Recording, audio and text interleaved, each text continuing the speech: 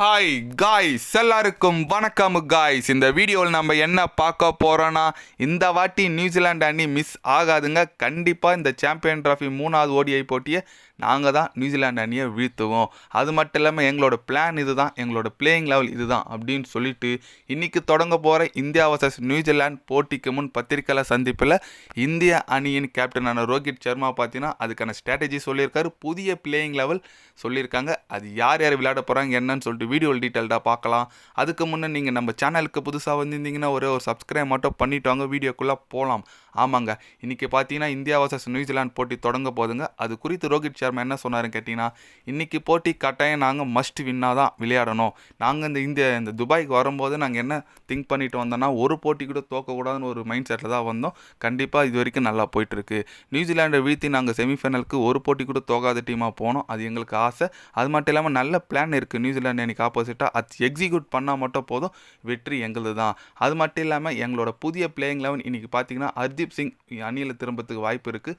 அதே போல் பார்த்தீங்கன்னா வருண் சக்கரவர்த்தி அணிக்கு திரும்புகிறாரு. இது எங்களுக்கு ஒரு முக்கியமான மேட்ச் இல்லைனாலும் பரவாயில்ல, நாங்கள் ஒரு பயிற்சி மாதிரி இந்த மேட்சை விளையாடி கண்டிப்பாக நியூசிலாந்து அணியை வீழ்த்துவோம் அப்படின்னு சொல்லிட்டு ரோஹித் சர்மா பார்த்தீங்கன்னா சூப்பராக பேசியிருக்காருன்னு சொல்லலாங்க.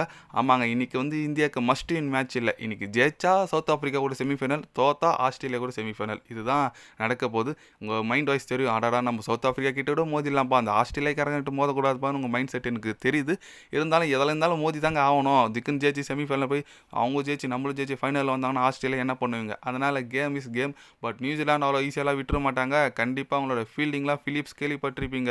என்ன ஃபீல்டிங் பண்ணுறாங்க, பேட்டிங் ஃபீல்டிங் போலிங் சொல்லிட்டு சூப்பராக இருக்குது.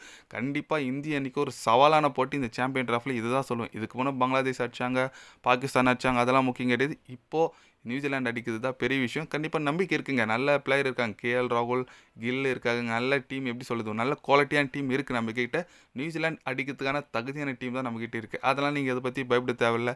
கண்டிப்பாக இன்றைக்கி இந்திய அணி நியூசிலாண்டை வீழ்த்தும். என்னோட கருத்து பொறுத்திருந்து பார்க்கலாங்க.